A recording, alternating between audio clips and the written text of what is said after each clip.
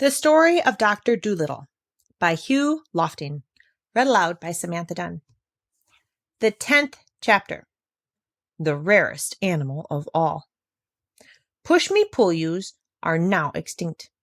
Oh, that means there aren't any more. But long ago, when Dr. Dolittle was alive, there were some of them still left in the deepest jungles of Africa. And even then, they were very, very scarce. Well, they had no tail, but a head at each end, and sharp horns on each head. They were very shy and terribly hard to catch. The black men get most of their animals by sneaking up behind them while they're not looking. But you could not do this with the push-me-pull-you, because no matter which way you came towards him, he was always facing you. And besides, only one half of him slept at a time. The other head was always awake and watching. This was why they were never caught and never seen in zoos. Though many of the greatest huntsmen and the cleverest menagerie keepers spent years of their lives searching through the jungles in all weathers for push-me-pull-yous, not a single one had ever been caught. Even then, years ago, he was the only animal in the world with 2 heads. Well, the monkeys set out hunting for this animal through the forest, and after they had gone a good many miles, one of them found peculiar footprints near the edge of a river, and they knew that a push-me-pull-you must be very near that spot. Then they went along the bank of the river a little way, and they saw a place where the grass was high and thick, and they guessed that he was in there. So they all joined hands and made a great circle around the high grass. The push-me-pull-you heard them coming, and he tried hard to break through the ring of monkeys, but he couldn't do it. When he saw that it was no use trying to escape, he sat down and waited to see what they wanted. They asked him if he would go with Dr. Dolittle and be put on show in the land of the white men. But he shook both his heads hard and said, "Certainly not." Well, they explained to him that he would not be shut up in a menagerie, but would just be looked at. And they told him that the doctor was a very kind man, but hadn't any money, and people would pay to see a 2-headed animal, and the doctor would get rich and could pay for the boat he had borrowed to come to Africa in. But he answered, "No, you know how shy I am. I hate being stared at." And he almost began to cry. Then for 3 days they tried to persuade him. And at the end of the 3rd day, he said he would come with them and see what kind of a man the doctor was first. So the monkeys traveled back with the push-me-pull-you, and when they came to where the doctor's little house of grass was, they knocked on the door. The duck, who was packing the trunk, said, "Come in," and Chi-Chi very proudly took the animal inside and showed him to the doctor. "What in the world is it?" asked John Dolittle, gazing at the strange creature. "Lord save us!" cried the duck. "How does it make up its mind?"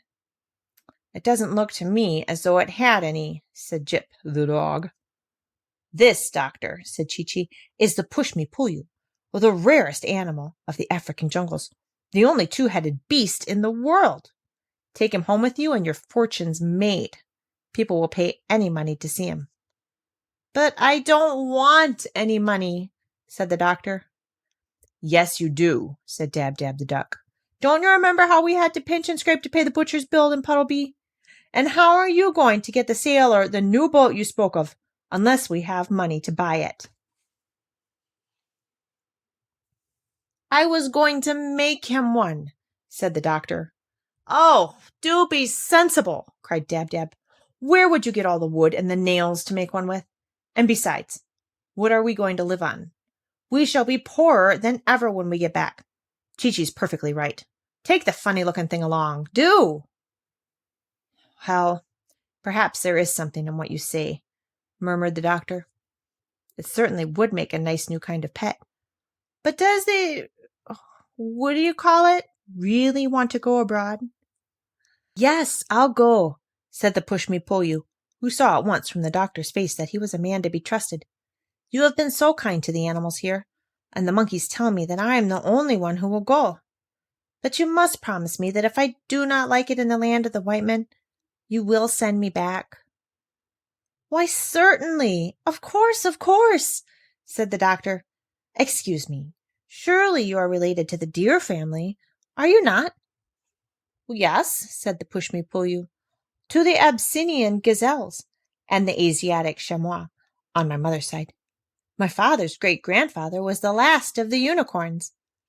Most interesting, murmured the doctor, and he took a book out of the trunk which Dab-Dab was packing and began turning the pages. Let us see if Buffin says anything. I notice, said the duck, that you only talk with one of your mouths. Can't the other head talk as well? Oh, yes, said the Push-Me-Pull-You, but I keep the other mouth for eating, mostly. In that way I can talk while I'm eating without being rude. Our people have always been very polite. Well, when the packing was finished and everything was ready to start, the monkeys gave a grand party for the doctor, and all the animals of the jungle came. And they had pineapples and mangoes and honey and all sorts of good things to eat and drink. After they had all finished eating, the doctor got up and said, My friends, I am not clever at speaking long words after dinner, like some men, and I have just eaten many fruits and much honey. But I wish to tell you that I am very sad at leaving your beautiful country. Because I have things to do in the land of the white men, I must go. After I have gone, remember never to let the flies settle on your food before you eat it, and do not sleep on the ground when the rains are coming. I hope you will all live happily ever after. When the doctor stopped speaking and sat down, all the monkeys clapped their hands a long time and said to one another, Let it be remembered always among our people that he sat and ate with us here under the trees, for surely he is the greatest of men. And the Grand Gorilla, who had the strength of 7 horses in his hairy arms, rolled a great rock up to the head of the table and said, This stone for all time shall mark the spot. And even to this day, in the heart of the jungle, that stone still is there. And monkey mothers passing through the forest with their families still point down at it from the branches and whisper to their children, Shh, there it is. Look, where the good white man sat and ate food with us in the year of the great sickness. Then, when the party was over, the doctor and his pets started out to go back to the seashore, and all the monkeys went with him as far as the edge of their country, carrying his trunks and bags to see him off.